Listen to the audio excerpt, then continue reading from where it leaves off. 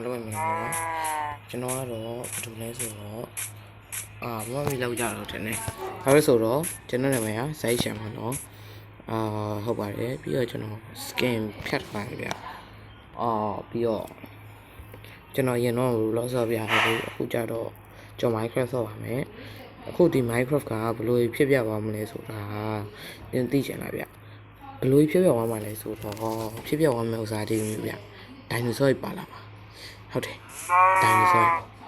တကယ်ကိုအရင်ကောင်းတဲ့ dinosaur အိပ်ပါလားတော်တော်အရင်ကောင်းတော့မှဘယ်လောက်ကောင်းလဲမကောင်းလဲဆိုတော့စမ်းကြည့်ရှင်လာဗျအကြောင်းနဲ့တူအဲ့ဆိုရင်ကြောက်ဗီဒီယိုလေးကို like ကြည့်ဖို့အတွက်တောင်းဆိုချင်ပါတယ် let's go okay စပြီပေါ့နော်အဲ့ဆိုရင်ကြောက်စားသွားမယ်ဟုတ်ပါစတော့ပေါ့ကြောက်တဲ့အေးကိုလုံးဆက်ရှာလုပ်မယ်လေဟုတ်တယ်မလား Minecraft ဆိုင်ရောဘာရင်တော့မှာပါလေဘာရင်တော့အဲ့နဲ့ဘာရင်တော့TV ဟမ်ဒါဘာကြီးလဲ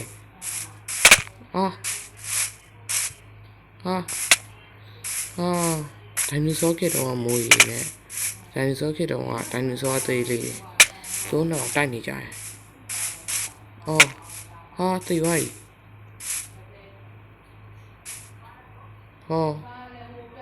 ဒါပေမဲ့ तू ကလူကြောက်ဘာမလို့ငါဘာမလို့ဟေးတေးလေးအကောင်ကြီးပြီးအောင်ပါနေပြီဟာကြောက်စရာကြီးပြီးတော့ကျော် share လေးထည့်ထားတယ်ဟောနေမှာ share ထည့်ဒါရောခက်ကို share နဲ့တွားမယ်ဟုတ်တယ်မလား okay ကျော်အခုဘာလုပ်လဲဘာလုပ်ကျော်ရင်းတော့တပင်နှစ်ပင်တော့ခုတ်လိုက်တယ်ဗျာဟာဒီလိုဘောနော်ဟုတ်တယ်ဗျနှစ်ပင်တော့ခုတ်လိုက်တယ်dinosaur ခေတ်တယ်မှာအသက်ရှင်နိုင်မှာမရှင်နိုင်ဘူးလားဆိုတော့ကျော်ရသိကြလို့ဟုတ်ရှာပြီတပင်ပြီးပြီdinosaur တွေကိုတော့ကျွန်တော်မျိုးဆက်တဲ့အသေးလေးကိုတော့တွေ့မျိုးဆက်တဲ့လိုပဲဆက်တာဟုတ်တယ်နော်တော်လေးကိုမိုက်တယ်အဲ့အသေးလေးတော်လေးကိုလာတယ်နော်အဲ့ကောင်ကြီးကြိုက်ပါခင်နောက်တစ်ကောင်ကြီးဘယ်လောက်တောင်မှလာမလဲဘယ်လောက်တောင်မှကြောက်ဆံပါဘူးပြီးကျင်တယ်ပေါ့နော်အဲ့တော့ကျွန်တော်တို့ဗီဒီယိုကြည့်မယ်ဒီတော့ဗီဒီယိုကြည့်အောင်ပေါ့နော်ကျွန်တော်ကတော့စောရမယ် live ပြီးတော့တခြားကြည့်ရှုကြပါလို့ကျေးဇူးပြုပါနော်တရားထုတ်ခြင်းဒီ like နဲ့ subscribe လေးလုပ်ပေးဖို့တော့နေ့တိုင်းရခပါတယ်ရဟောပါလေဟောဘာကောင်းလဲ snake snake မွေကျွန်တော်မေ့နေကြပြီဗျကျွန်တော်ဘလော့ကိုကြော်ဆော့ရပေါ့နော်အခုကျောင်းနဲ့ပိတ်သွားပြီကျောင်းပိတ်ပြီးတစ်လအောင်မှပြီးသွားပြီဗျာကျွန်တော်ကတစ်လလောက်ရှိနေပြီကျွန်တော်ဗီဒီယိုမတင်ဖြစ်ဘူးတောင်းပါပါတယ်ကျွန်တော်အခုဗီဒီယိုတွေကျွန်တော်စလုပ်ပါပေါ့နော်ချိန်နဲ့မရှိခဲ့လို့ဗျခီးသွားပါနေပေါ့နော်ကဲအခုကျွန်တော်ရှောက်သွားမယ်ဒီဘက်နားမှာတော့တိုင်းဆိုရင်မွေးဖို့တော့ကအချိန်တိတ်မရှိတော့ဗျဒီတော့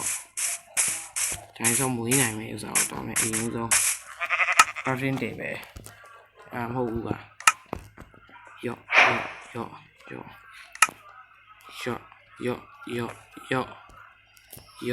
ဟုတ်ပြီကျွန်တော်ရဲ့ဟိုးစာတခြားဟိုးစာဖြစ်တဲ့ Zema Crafter ဆိုတဲ့ ZEMERCRAFTER အဲ့ဒီ Zema Crafter ဆိုတဲ့ channel လေးကိုလည်း join မိဖို့အတွက်ကျွန်တော်ရထားရခံပါဗျာအဲ့တော့အဲ့ channel ဟာလို့ရအောင်အဲ့ channel ကလည်းကျွန်တော်ခဏရထားရပေါ့နော်တခြားလူတွေလည်း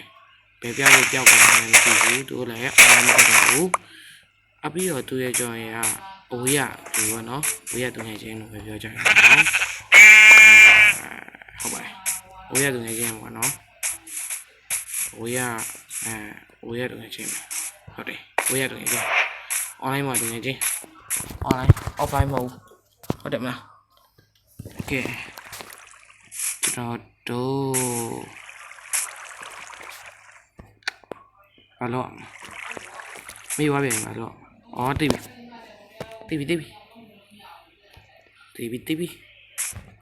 ဟိုခိုးတော့အခိုးကိုခိုးတော့လို့ယူမယ်အာနားလိုက်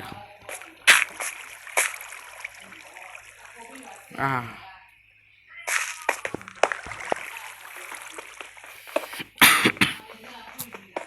sorry ပါနော်ကျွန်တော်ချောင်းစိုးနေလို့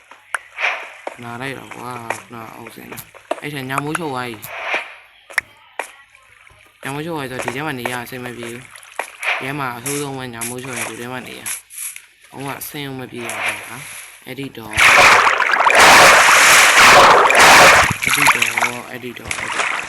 အေးဘုံမယ်တပည့်ပေါ်မှာနေမယ်တပည့်ပေါ်နဲ့ခုံစားသွားမယ်စကေးတန်းနဲ့ပြင်ရှောက်မယ်အဲ့လိုပဲလုပ်ဖို့ချင်ရှိရယ်အဲ့ဒါအစားအကျွန်တော်လိုက်ရှာမှာစားတခုမှမရှိဘူး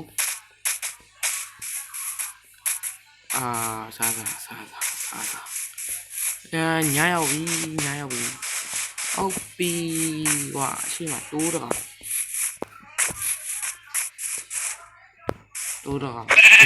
တိုးဟာကောင်းပါလား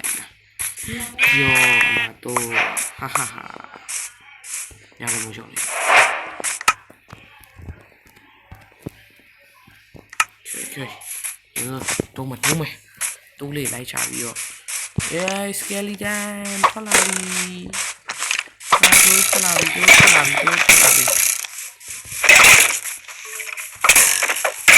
ာကွာsorry ပေါ့ဒီတော့ကွာ baby zombie oh my god baby zombie နဲ့တွေ့ရဗျာတော်သေးလို့ပေါ့ဟုတ်ရှုံး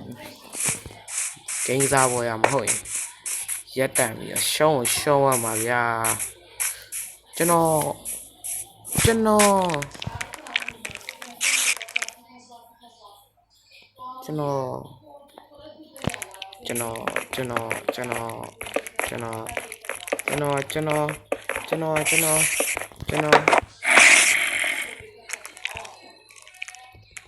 မလာနဲ့မဟာကွာငါစပွန်ချချင်းဘလို့ညရောက်အေးနော်ဘလို့ညရောက်လဲကွာစပွန်ချချင်းပဲဟုတ်တယ်မခုနမြင်လိုက်တာဘာမှမဟုတ်ဘူးခုနမြင်လိုက်တာဟာဘာလဲဟာခုနမြင်လိုက်ဘာမှမဖြစ်ဘူးနော်ဟုတ်တယ်မလားမဟုတ်ရင်ကျွန်တော်ဒိုင်နိုဆောရဲ့တော့ပြချင်မရှိတော့တော့ကဲအဲ့တော့ let's go skater နဲ့မှပြေးကြော်ပြေးမယ်ဒိုင်ဆောအများဆုံးရှိမှာက flat ပိုင်းရောဟုတ်တယ်အဲ့လောက်မှရှိတော့မှာဗျာအဲ့တော့ flat ပိုင်းရောသွားမယ် let's go ဆိုရင် flat ပိုင်းကိုထိုးပါမယ်ထိုးနေရောနော် flat ပိုင်းရောစီရော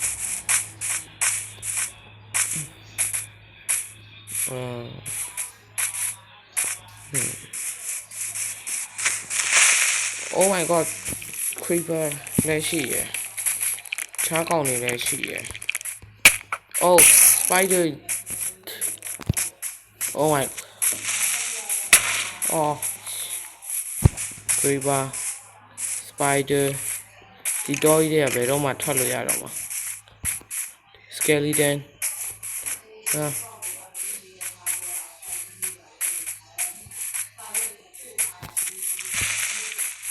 creeper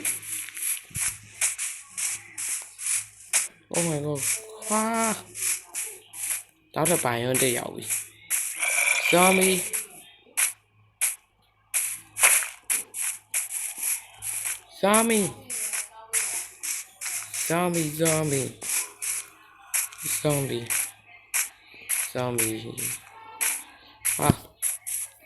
ဟုတ်တယ်ဖြစ်တယ်ဘူးoh it is iron right the iron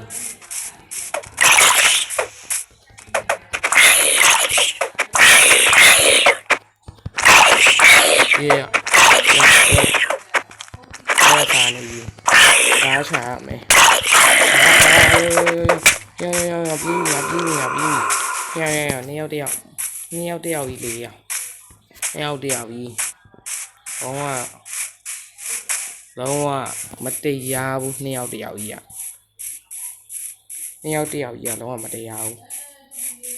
No, hold on, nail deal, yeah. Material, my god. ဘာရမနဲ့လင်းရောက်မြင်ဆိုကျွန်တော်တို့ဘာအတော့မပြန်တော့ဘူးဆိုပေမဲ့အရှိမရှိရကောင်ကြီးကဘလို့ပဲဖြစ်တုတ်ပြန်ပါဗျာတုတ်ပြန်ပါဘောနော်အမအခုနောက်ကနေဟိုကလိုက်လာနေပြီဒီဘိုင်ယွန်တဲ့ရောက်တာဘိုင်ယွန်နမရောမိပါဖျဲသေးတွေပါရှိမှထင်တာမရှာနိုင်ကျော်ရဲ့ကိုကဒိုင်နိုဆောကိုမြင်ဖို့တော့ပဲဒိုင်နိုဆောမြင်ဖို့တော့ပဲအမစကယ်လီတန်အမအန်ဒါမန်ရောတွေ့ရဗျာကျွန်တော်ဒီနေ့တော်ဆုံးနေပြီအမဘာထပ်တွေ့ရတွေ့လားခွေပါနဲ့ဇိုမီကိုထပ်တွေ့ပါရဲ့လို့အမတေးသွားပါပြီကဲအဲ့ဒီတော့ဒီဝိုက်ဆိုတော့ကျွန်တော် span လုပ်လိုက်မယ်နော်ဒီခါတော့ကျွန်တော်ဟုတ်တယ်ဗျမှားပါပြီပေါ့နော်ကဲပါဒီဝိုက်ဒီဗီဒီယိုမှာကျွန်တော်အောင်မြင်နေနိုင်မယ်လို့ကျွန်တော်လုပ်ထားလိုက်တယ်ဒါပေမဲ့တော်တော်ခက်ခဲရဗျအဲ့တော့ creative mode ပြောင်းလိုက်တော့မယ်ပေါ့နော်ဟုတ်တယ်နော်ဟုတ်ပြီ creative mode ပြောင်းလိုက်တော့မယ်ဘာဖြစ်တာဟုတ်တာပဲငါဟိုစပြောင်းထားတာ different okay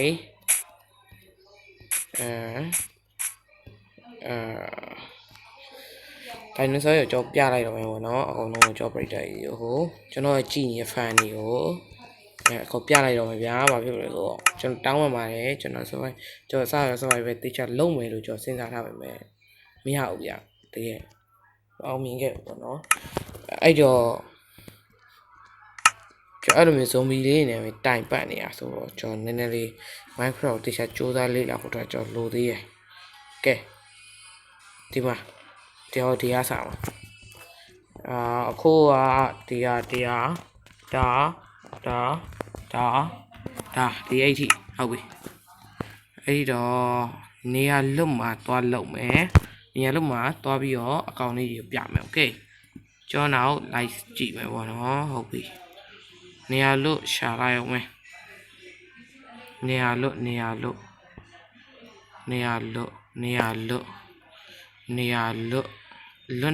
ကိုကျွန်တော်တစ်စက်မှမတွေ့ဘူးလို့ပြောမလို့ပဲဒီနားလေးလွတ်တယ်ဟုတ်ပြီဒါအောင်မွေးကြည့်မယ်ဘာကောင်းလဲတော့မသိဝေါ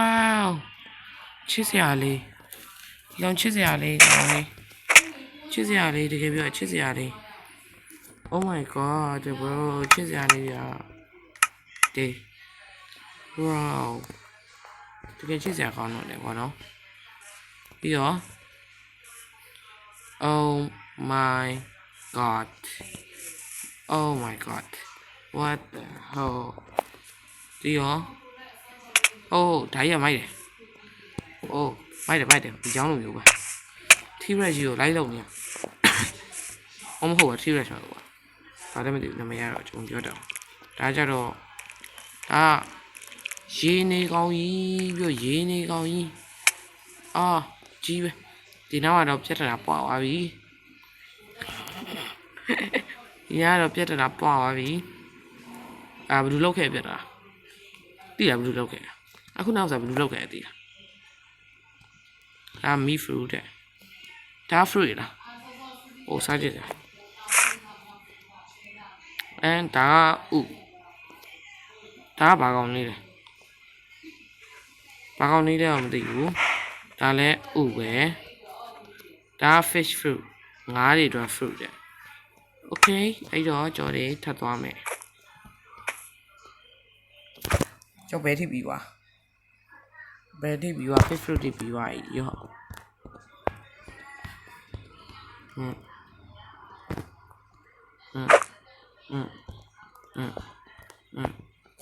ဒီထိပြီးွားရပါတော့ okay ကျော်တယ်ဘာကြီးလဲ Wow ဒီ dinosaur ကိုကျွန်တော်အကြိုက်ဆုံးပဲပေါ့နော်ကျွန်တော် dinosaur အကောင်ထဲမှာဟုတ်ပါဒီ dinosaur ကြီးလေဘင်းရဘာလို့မထောင်လဲဟုတ်ပါတယ်ဟုတ်ပါတယ်ဟုတ်ပါဘူးလေဘင်းမထောင်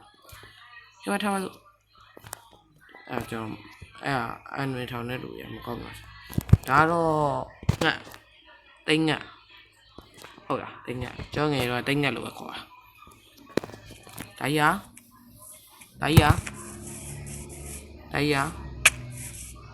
ဒါမိချောင်းနိုင်လို့ဆိုဟောဟုတ်တယ်အရင်ခေတ်တော့သူ့ရဲ့တားပေါက်အခုမိချောင်းနေအောင်အရင်ခေတ်တော့အခုမိချောင်းနေသူ့ရဲ့တားပေါက်လေးဟုတ်နော်သူ့ရဲ့တားပေါက်လေးသူမြုံတုံးသူပြုံးတုံးမြုံတုံးသွားလို့မှမြုံတုံးသွားလို့အဲ့ဒါအော်ချစ်စရာလေးဒီလိုဒီ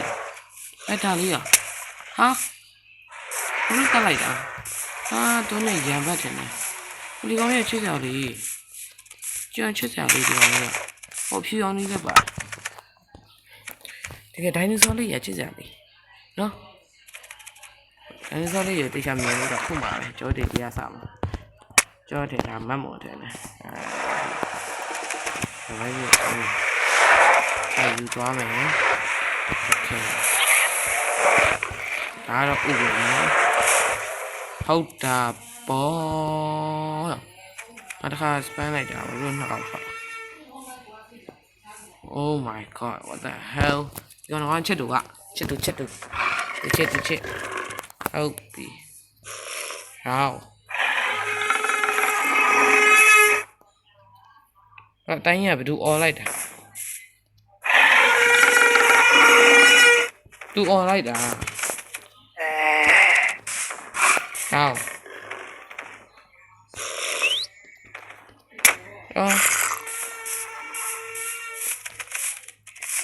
ဒီပါ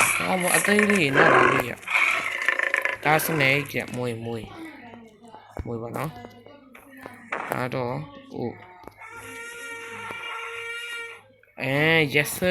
yes sir ဟောတော့ရမိုက်ရဟောရအကြီး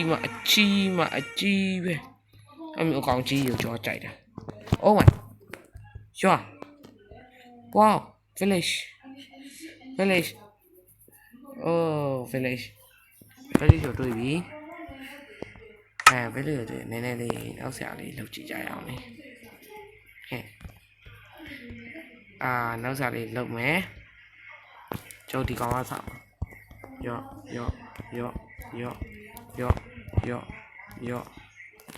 โอเคvillage ကိုတွေ့ရောနောက်ဆရာလေးနဲ့လုပ်ကြရအောင်ဘာကောင်လဲမသိပေမဲ့မွေးချလိုက်မယ်ဟမ်အော်ရနဲ့ဟုတ်ပါသူ့အော်တယ်မဟုတ်ပါတော့တယ်မကြားရအောင်โอเคနောက်တစ်ကောင်ဘာကောင်လဲမသိဘူးအဲ့တော့တက်လေး Oh my god ကြီးပဲအဲ့ဘောတော့ကြည့်ပါဒါကတော့မိချောင်းပေါက်စဟုတ်တယ်ဒါကဘာလေးလဲမသိဘူးဒါအကောင်သေးလေးမိုက်လိုက်တာဟုတ်ပြီနောက်တစ်ခုကရေကန်နဲ့သွားမှာရေကန်နဲ့ဒီမှာတရ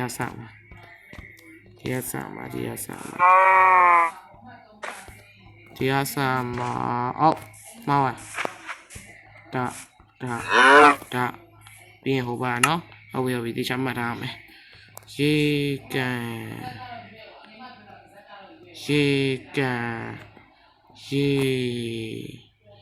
ဟုတ်ပြီလောက်ပါမလားလောက်ပါဆိုရဆူတောင်းလေဟုတ်ပြီ What the hell ကောင်ကြီးပဲ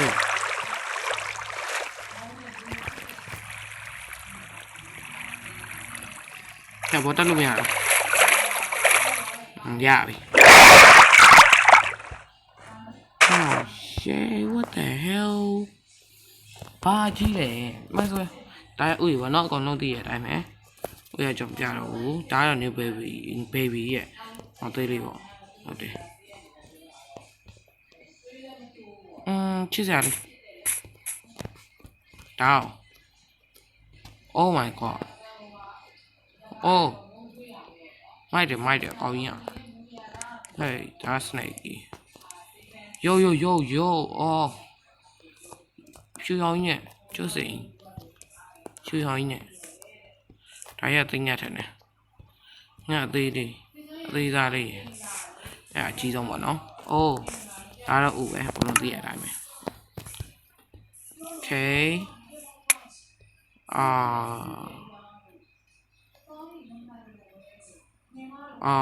ဒီအစားမှာဒီအစား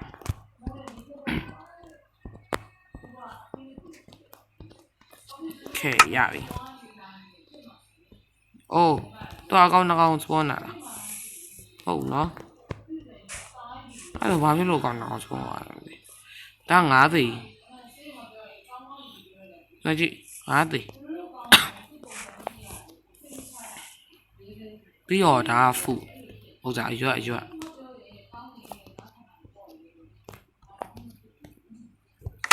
ဘာလဲမသိဘူးရှုပ်ရှက်ခတ်နေတော့ပဲဥတွေပေါ့နော်ဥတွေကတော့ကြောဝေးဖွားဖို့တယ်ဆိုရင်အရင်ကြာတာဥတွေကြောထားတယ်ပဲအနီအောင်ကြောနဲ့နည်းနည်းကြောရှမ်းစရာကောင်းတော့မယ်ထင်တယ်ညီအောင်ကြီးကြောတော့Okay စား Wow ဟုတ်တယ်ဒီကောင်လေးကသားစားကောင်လေးနောက်ပိုင်းကသားစားကောင်လေးတူတူကြောင်မစားဘူးကြောင်လိုက်ကြရာသားစားကောင်လေးဒါကြောင့်ရဆိုင်နော်လိုက်ကြပြီလိုက်ကြပြီဟောဒီကောင်လေးရဲ့ချစ်စရာလေးအိုးဝင်ပလေးရာအစိုးရနဲ့ချက်တဲ့ရာဟာကြီးပဲတော့ပြီသိချင်တော့အဲ့ရွာနေလစ်လိုက်တော့မယ်ဒါကြီးဟာထေးရက်လားမရပါဟုတ်ဒါကပါလဲမသိဘလို့ခွာအောင်ကြောင့်ရတော့ဘလို့ခွာလဲမသိကျွန်တော်နေတော့မိုက်တယ်ဗျာ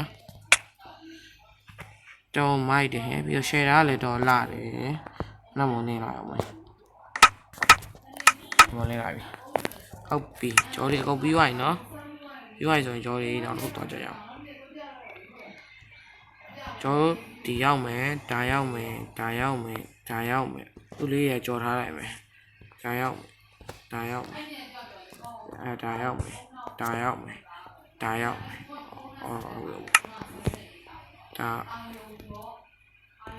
ကောင်းရဲ့သေးလေးဗျ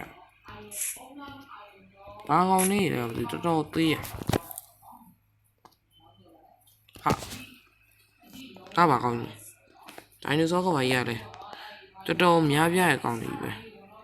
ဒါမီချောင်းရင်ခက်တော့မီချောင်းခုခေတ်မီချောင်းကတော့တူမတူတော့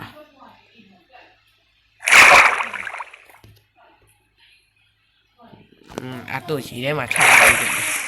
ဟုတ်ပြီကဲနောက်တစ်ခုရောက်မယ်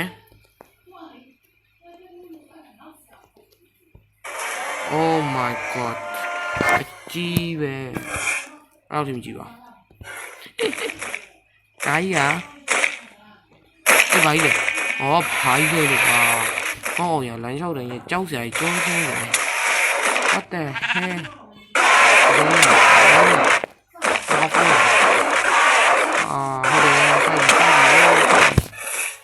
ကြိုက်တယ်ကြိုက်ရဟုတ်ပြီအောင်လုံးသိပါပြီ Oh my god ဒါလေးရတယ်သိပါတယ်တိတ်လေးကောင်ပေါက်စားလေးဒီကောင်ဘာလို့အပ်ပြီးကြောက်လို့လားငါကြောက်ချစ်စရာလေး ကျွန်တော်အကုန်လုံးချစ်စရာလေးတော့ပြောနေပါတော့ဘာလို့ဆိုတော့ဒိုင်နိုဆောတွေကိုကျွန်တော်ကြိုက်တယ်ချစ်တယ်လုံးဝမခွာဘူးဒိုင်နိုဆောကြိုက်ဆုံးပါတော့ဟုတ်တယ်ဗျဒိုင်နိုဆောကိုကျွန်တော်ကြိုက်ဆုံးပဲကြိုက်ဆုံးပဲကြည့်ပြဗျာကျွန်တော်ဒိုင်နိုဆောကြိုက်ရဟိုရှိလားမရှိလားမသိပါမဲ့ဒိုင်နိုဆောအကြောင်းဆိုကျွန်တော်တော်တော်နှစ်သက်တယ်ဟုတ်ပြီကောင်းသေးလေးဗျချစ်ရတယ်မီးလေးရချေချေလေးနော်အပိုင်းလေခုနကကျွန်တော်စပိုမီတာကောင်းနေပဲဒါလည်းဟုတ်တယ်တူတူဝဲကျွန်တော်စပိုမီတာကြီးကဲဒီကောင်းကြီးရမစိုးရသေးဘူး bro hey what the အရှိကြီးပဲကွာကောင်းကြီးရာ T-Rex တော့မှကြီးသေးတယ် T-Rex အဲ့ဆို T-Rex မပါဘူးလားဒီထဲမှာအားရအပင် oh my god ဒီကောင်ဟိုအမီးမှာစူးကြုံကြီးပါရကောင်ကြီးဒီကောင်ကြောက်မပါဘူးเนาะဒါတော့ပါကောင်လေးလည်းမပြီးဘူးဒါနောက်ဆုံးကောင်မယ်ဒီကောင်အကုန်ပြီးပါပြီဒီကောင်ကြီးကိုကြော်ကြရနော်ဟိုကြီးမှကြီးပဲကျိတော့ဘိုင်ပါသေးလည်းမသိဘူးကြော်အသားလေးချီသေးလားအသားဖို့ပါလားမပါဘူးဗျအသားရဖို့မပါဘူးအစိတ်ပါဖို့ပါလားစေးပါပူပါလားစေးလည်းအပူမပါဘူးဓာတ်ရောပါရောအပူမပါဘူးဟုတ်တယ်ဗျအပူမပါဘာမှအပူမပါဘူးပေါ့နော်ဒီတိုင်းဒိုင်နိုဆောရွက်ထည့်ပြီးထားတာအဲ့ဒီတော့ဘာပြောရရှိသေးလဲဗျရှိရောနော်ရှိရောဗျရှိရောမရှိရောအဲ့တော့ guys ဒီနေ့ကဒီလောက်ပဲကျွန်တော်ဒိုင်နိုဆောကြီးကိုကျွန်တော်ပြခဲ့တယ်ကျွန်တော်ရှင်းတဲ့နိုင်မယ်လို့ကျွန်တော်ထင်ခဲ့တယ်ဒါပေမဲ့ကျွန်တော်မရှင်းတဲ့နိုင်ခဲ့ဘူးအဲ့ဒီတော့တောင်းပန်နဲ့အားလုံးမကိုဒါပေမဲ့ဒီကျွန်တော်နောက်ဆုံးဒိုင်နိုဆောကြီးကိုကျွန်တော်ပြနိုင်ခဲ့ပေါ့နော်ဒိုင်နိုဆောကောင်ကြီးကိုအဲ့တော့အကုန်လုံးပဲဘိုင်ဘိုင်အားလုံးပဲကျွန်တော်ဗီဒီယိုလေးကိုဒီဆိုင်ကြည့်ရှုပေးရတဲ့အတွက်ကျေးဇူးတင်ပါတယ်ဗျာ